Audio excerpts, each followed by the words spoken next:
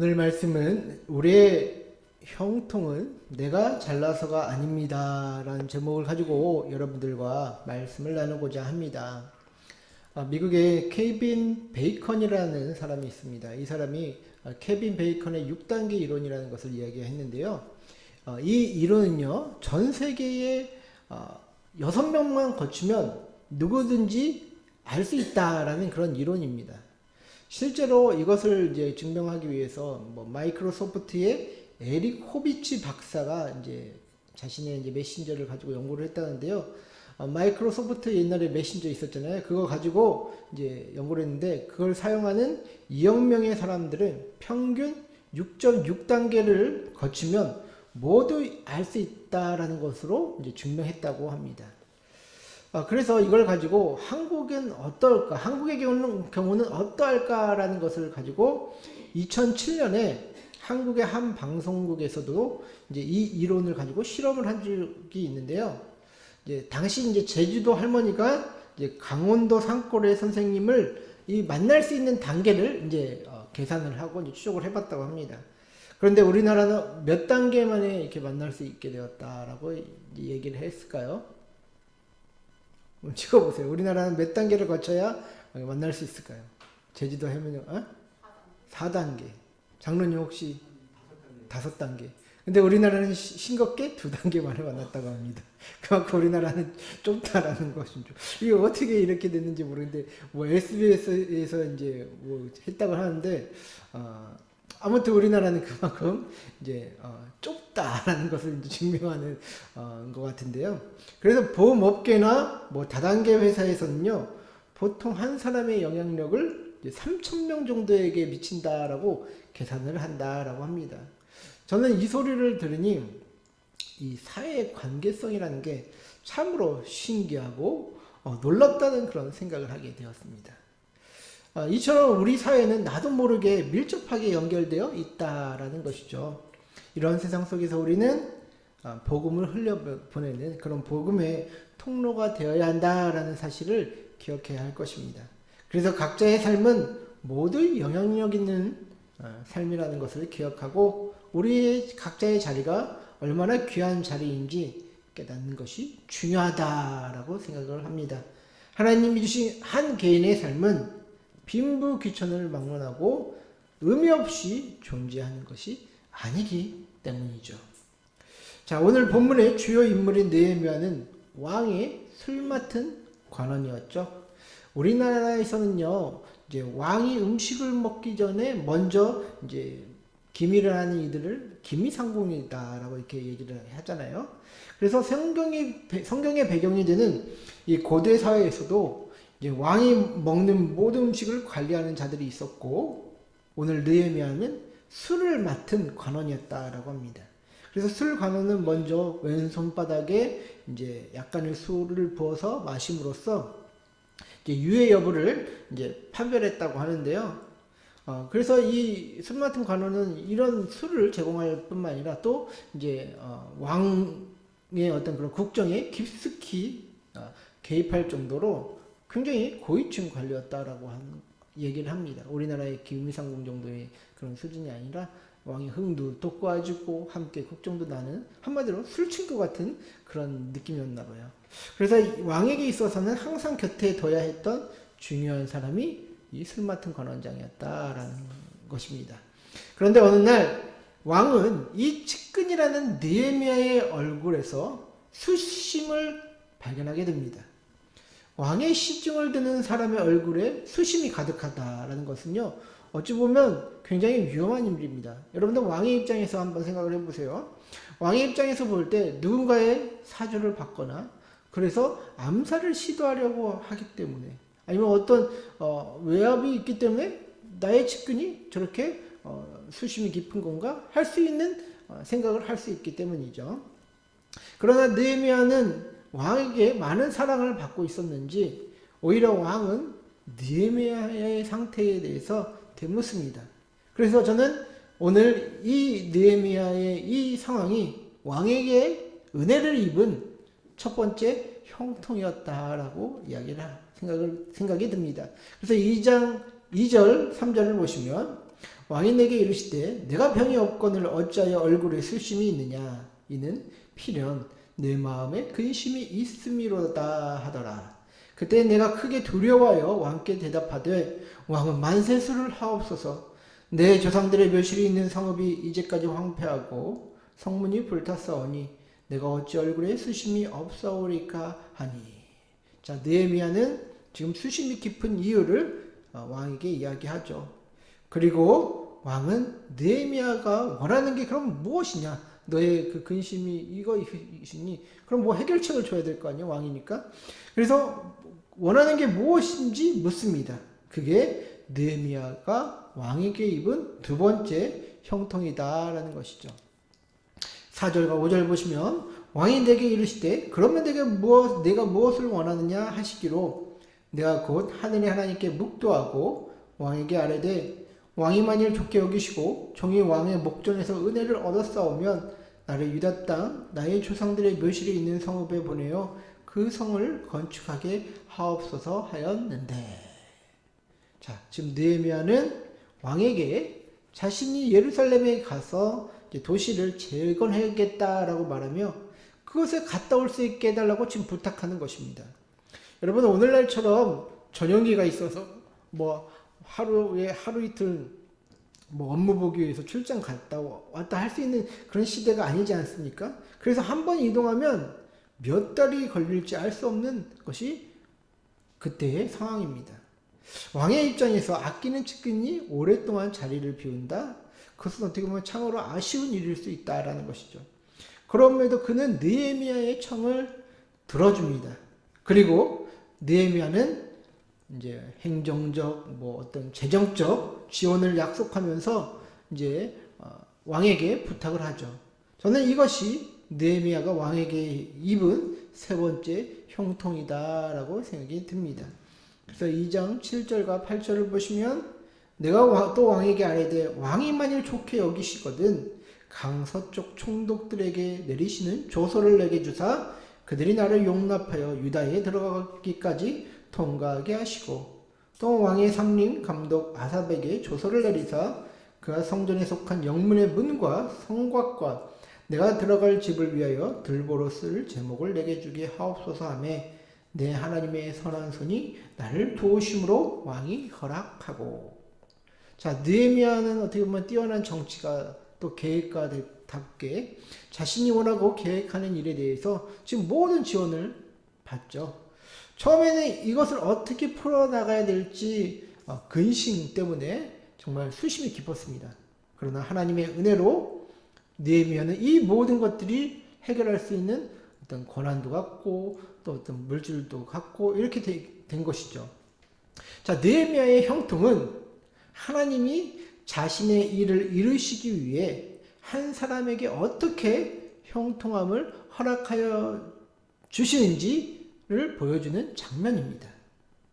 여러분, 우리는 삶의 형통에 대해서 뭐 부유해지고 뭐 성공하는 것만 생각을 하죠. 그러나 본문 20절에서 말하는 형통은 히브리어 잘라흐라는 단어를 사용하는데요. 이 단어는 성공하다, 뭐 승리하다, 뭐 달성하다라는 이런 뜻을 가지고 있어요. 그래서 이는 하나님의 은혜로 어떤 외부의 압력이나 이런 거에 상관없이 무언가를 이루게 되는 상태를 오늘 본문에서 나오는 20절에서 나오는 그 형통의 의미다라는 것이죠. 저와 여러분들은 모두가 형통하기를 원합니다. 모든 것을 달성하기를 원합니다. 왜 우리는 형통해야 합니까? 그 이유는 우리 모두는 하나님의 꿈을 끌어안고 살아가는 자녀들이기 때문에 우리 모두는 형통해야 한다라는 것이죠. 여러분들, 근데요, 사실 그리스도인의 형통은요, 나 자신을 위한 것이 아닙니다. 어떻게 보면 타인을 위한 것입니다. 하나님은 그의 자녀들만 잘 먹고 잘 살라라고 하지 않으셨습니다. 더 가진 사람이 있다? 그러면 나누고 협력할 것을 하나님은 요구하신다라는 것이죠. 여러분, 이 땅에는 분명히 가난한 자와 또 부한 자가 존재합니다. 소위 어떻게 보면 불합리한 일들이 발생한다라는 것이죠. 그래서 우리는 하나님을 향해 때때로 원망합니다. 왜 이 땅에 가난한 자와 부한 자가 있어서 삶의 불평등을 주셨느냐라고 하면서 하나님께 원망을 하죠. 그러나 이 땅은 태초에 하나님이 창조하신 에덴 동산과는 어떻게 보면 많은 부분에서 왜곡되었다라는 사실을 우리는 알고 있습니다. 바로 죄의 문제 때문에 이 땅에서 가난과 고난, 수고와 슬픔이 가득한 세상이 되었다라는 것이죠. 여러분들 창세기부터 이제 쭉 보시면 특히 창세기가 굉장히 중요한 게 뭐냐면 어떻게 보면 이 모든 세상의 시작의 기원을 또 볼 수 있다라는 것이죠. 그래서 기원에 관한 세계관을 이 창세기를 잘 보면 우리는 볼 수가 있습니다. 그런데 이 창세기를 보면요, 두 가지 족속의 어떤 형태가 보이거든요. 하나는 가인 계열의 족속이고 또 하나는 아벨 계열의 족속, 한마디로 예배하는 그 공동체의 족속을 볼 수 있다라고 얘기를 합니다. 자, 그래서 가인 계열의 족속은 어떤 족속이냐? 자, 이들은 강력한 무기와 힘으로 세상을 지배하는 자들의 전형이다라는 것이죠. 그래서 창세기 4장 24절을 보면요, 인류 최초의 살인자 가인의 자손이었던 라멕이 이렇게 세상을 조롱합니다. 창세기 4장 24절을 보시면요, 가인을 위하여는 벌이 7배일진데 라멕을 위하여는 벌이 77배이로다 하였더라. 이건 지금 라멕이 자기 스스로 이야기하는 것이거든요. 라멕은 자신의 조상이었던 가인보다 자신이 사람을 훨씬 많이 죽임으로 죄가 많다고 지금 어떻게 보면 스스로 자랑하고 있는 것입니다. 이는 하나님 없다고 교만하게 행하는 오늘날의 사람들의 모습과 여러분 좀 비슷하지 않습니까? 약육강식은 본래 하나님의 뜻이 아니었어요. 그러나 사람들은 하나님과 멀어지고 또 스스로의 성을 쌓으면서 무력으로 세상을 다스리는 형태의 삶을 추구하게 된 것이죠. 그래서 과거로부터 오늘날에 이르기까지 사람들은 힘과 폭력으로 무엇을 성취하고 쟁취하는 것이 형통하는 것이다 라고 생각을 한다고 믿습니다. 그러나 하나님의 사람들은 어떻습니까? 하나님의 사람들은 하나님의 은혜로 모든 것이 이루어진다는 그런 믿음을 가진 사람들입니다. 오늘 느헤미야를 보십시오. 그는 이방 땅에서 포로 생활을 하고 있었고 또 이방 왕은 어떻게 보면 그의 생사 여탈권을 쥐고 있습니다. 그가 왕 앞에서 까딱 잘못했다가는 목이 달아날 수도 있는 어떻게 보면 굉장히 위험한 상황이다라는 것이죠. 그러나 그는 하나님의 은혜로 자신이 원했던 일들을 이룰 수 있게 된 것입니다. 세상 사람들은 자신들이 원하는 일이 있다면 타인을 짓밟아서더라도 자신이 원하는 시간에 이루려고 합니다. 그러나 하나님의 사람들은 하나님의 때를 기다릴 줄 알며 그 때가 찾아왔음을 또 알고 또 그때에 적극적으로 행동할 줄 아는 사람들이다라는 것이죠. 그래서 우리는 형통할 때에도 때로는 어려울 때에도 하나님이 우리를 통해 무언가를 항상 이루신다는 것을 우리는 기억해야 합니다. 여러분들 역사상 이제 최고의 재상, 왕을 돕는 어떤 지략가, 이인자 중에 몽골의 야율초제라는 사람이 있습니다. 그래서 징기스칸이 강력하게 무력으로 중원을 정복했을 때 그가 힘으로만 모든 것을 정복했다고 생각하지만 이 징기스칸의 재상 야율초제라는 사람이 있었기 때문에 이 중원을 장악하고 그렇게 큰 제국을 건설할 수 있었다라고 평가하는 사람들이 있습니다. 그래서 징기스칸과 이 야율초제의 대화를 좀 이렇게 가지고 나왔는데 한번 보시면 징기스칸이 처음 만날 때 이렇게 이제 나눈 대화입니다. 징기스칸이 야율초제에게 얘기합니다. 나의 부하가 되어줄 수 있는가? 폐하, 두 가지만 약속해 주신다면 신은 폐하의 충복이 될 것을 하늘과 땅에 맹세합니다. 두 가지? 그래, 무엇인가? 폐하, 백성이 피눈물을 흘릴 때 함께 눈물을 흘려주실 수 있습니까? 천지신 넘게 약속한다. 그러면 다음 조건은 폐하, 기근이 들어 백성이 굶주리고 있을 때 같이 굶어 주실 수 있겠습니까? 이 또한 목숨을 걸고 약속한다. 폐하 황혼이 만극하옵나이다. 신의 목숨은 이제부터 폐하의 것이옵니다. 최선을 다해 보필하겠습니다. 자, 이렇게 이제 이야기를 했다는데, 여러분 지금 보면 어떻게 보면 너무나도 당연한 덕목이죠. 그러나 이 백성을 생각하는 왕이 드물던 시대, 정말로 한번 이제 그 왕의 마음에 안 들면 처음에 이제 이 징기스칸을 초토화시킬 정도로 굉장히 이제 난폭했다고 하는데, 이런 조언을 할 수 있었던 부하를 만난 징기스칸은요, 어떻게 보면 천운을 가진 자다라고 얘기를 합니다. 제가 이 책을 이제 히든 제너럴이라는 책에서 이제 발췌를 했는데, 그 저자는 이렇게 평가를 하더라고요. 역사적으로 살펴볼 때 수많은 영웅 호걸들이 왕조를 세우는데 성공했음에도 징기스칸처럼 빛나는 별이 되지 못했던 가장 큰 이유는 국가 경영을 거시적으로 다룰 만큼 지략을 갖출 참모가 없었거나, 아니면 집권자가 자신의 힘만 믿고 뛰어난 인재의 등용을 게을리했기 때문이다. 즉 힘만 가지고 창업할 수는 있지만 힘만으로 경험까지는 곤란한 것이 역사의 진리다 라고 이렇게 평가를 하더라고요.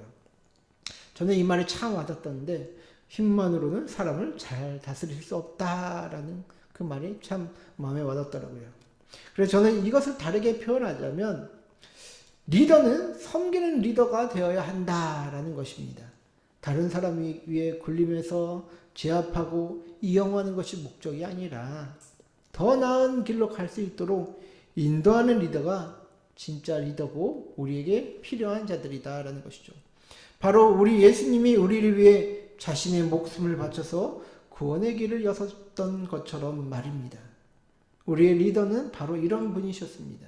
그리고 우리는 그 분을 닮아야 하는 것이 우리의 책무다라는 것이죠. 다시 본문으로 돌아와 보면, 이제 예레미야는 그 왕과의 협상을 통해서, 어떻게 보면 협상 아닌 협상을 통해서 형통함을 믿고 지금 이제 예루살렘에 도착한 모습을 보게 됩니다. 그리고 그곳의 상황을 유심히 관찰하는 모습을 우리는 볼 수가 있는데요. 11절과 우리 14절까지 한번 보시면요. 내가 예루살렘에 이르러 머무른 지 사흘 만에 내 하나님께서 예루살렘을 위해 무엇을 할 것인지 내 마음에 주신 것을 내가 아무에게도 말하지 아니하고 밤에 일어나 몇몇 사람과 함께 나갈새 내가 탄 짐승 외에는 다른 짐승이 없더라. 그 밤에 골짜기 문으로 나아가서 용정으로 분문에 이르는 동안에 보니 예루살렘 성벽이 다 무너졌고 성문은 불탔더라. 앞으로 나아가 샘문과 왕의 못에 이르러서는 탄 짐승이 지나갈 곳이 없는지라. 자, 느헤미야는 지금 이 예루살렘에 이제 어렵게 도착을 했잖아요. 그런데 이렇게 예루살렘을 거니면서 무슨 생각을 했을까요? 이 느헤미야는요, 어떻게 보면 이 예루살렘에 살아본 적이 없는 세대입니다. 그는 이스라엘 역사는 알고 또 하나님에 대한 그 믿은 소식을 들었기 때문에 그것을 믿었던 자였죠. 페르시아에서 잘 나가던 그가 동족의 아픔과 상황을 듣고 지금 와서 보니까 이 어떻게 보면 더 처참한 광경을 그는 실제로 마주하고 있는 것입니다. 그곳에서는 자신이 품은 하나님이 자신에게 주신 그 마음의 소원을 말할 사람도 없었습니다. 또 길은 너무나도 적막하여 사람도 다니지 않네요. 성벽과 성문은 다 불타 있고 길은 끊겨서 더 갈 길도 보이지 않는 것이 바로 예레미야의 상태다라는 것이죠. 모든 것이 정상적인 것은 없고 무너진 그곳에서, 폐허와 같은 그곳에서 이 느헤미야는 무슨 생각을 했을까요? 만약에 자기 이익만 따지는 사람이었다라면 어떻게 했을까요?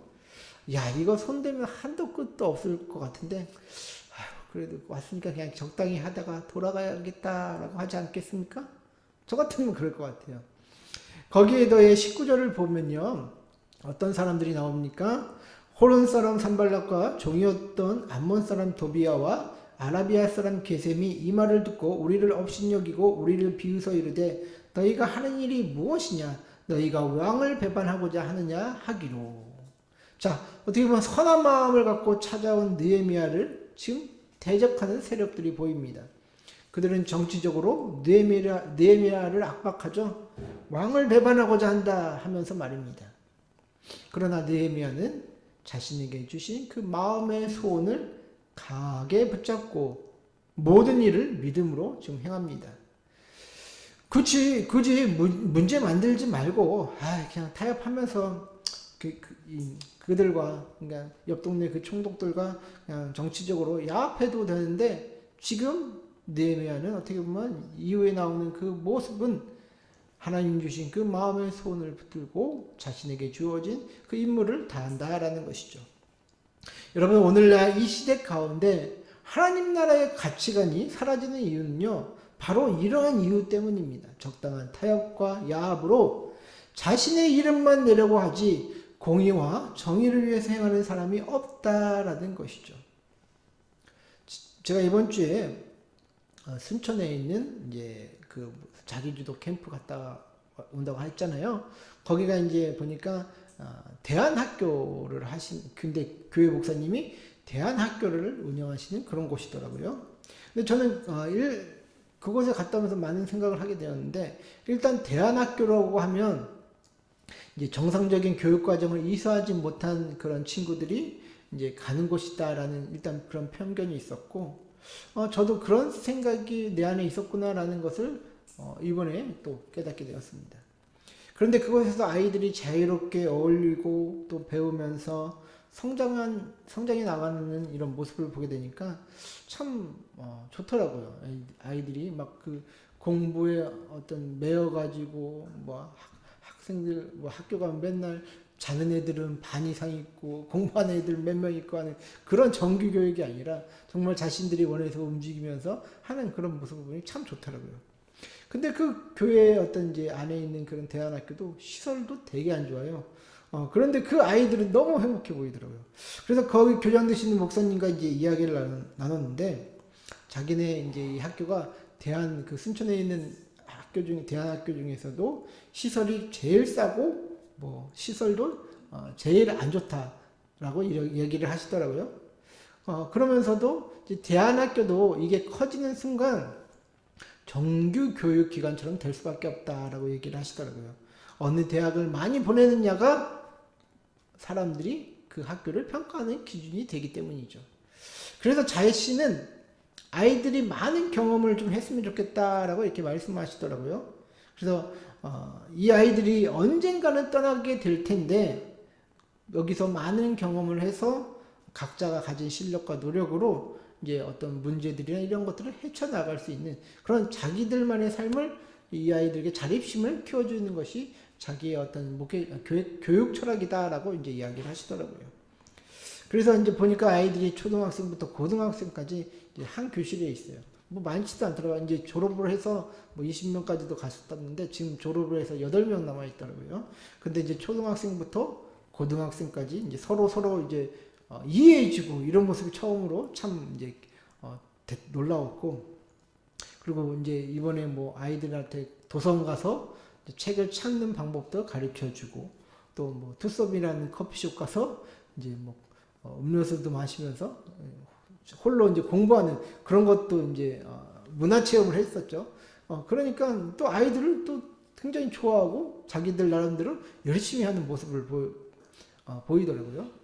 물론 그 중에서도 이제 상태 안 좋은 친구들도 뭐 보이긴 하죠. 그러나 기존 체제에서 이제 돌보지 못한 아이들이 그런 이제 대안학교에서 회복하고 성장하는 모습을 보니까 참으로 귀하다는 생각을 하게 됩니다.